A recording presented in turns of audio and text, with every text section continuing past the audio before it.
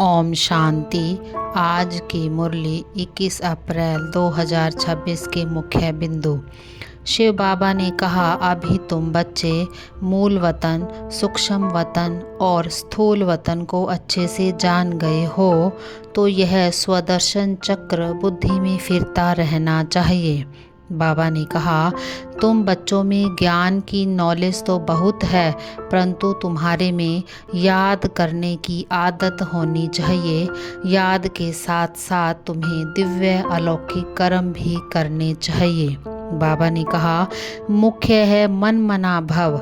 बाप समझाते हैं, बच्चे तूफान तो बहुत आएंगे, तुम सर्विस में लगे रहो तो अंत में कर्मातीत अवस्था को पा लेंगे। बाबा ने कहा, तुम जितना बाप से योग लगाएंगे उतनी तुम्हारी खुशी बढ़ती जाएगी और विकर्म विनाश होते जाएंगे। बाबा ने कहा, यह तुम्हारा अंतिम जन्म है। अंत समय तक शरीर को कई दुखों का सामना करना पड़े तो भी हमेशा यही याद रहे कि हमारे सुख के दिन आने वाले हैं। बाबा ने कहा, तुम बच्चे कितने अंधेरे में थे, अब बाप के आने से तुम सोझरे में आ गए हो।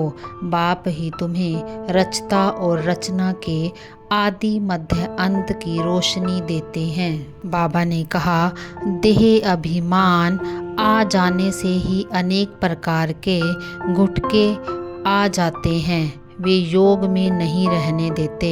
इसलिए देह अभिमान छोड़ देही अभिमानी बनो। बाबा ने कहा, इस पुरानी देह और दुनिया को बुद्धि से भूल एक बाप और घर को याद करना है। बाबा ने कहा, नॉलेजफुल बाप से जो नॉलेज मिली है उसका सिमरन कर दिमाग को भरपूर रखना है।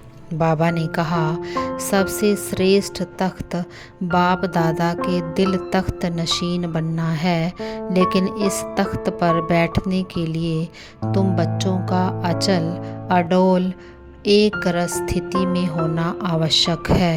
ओम शांति।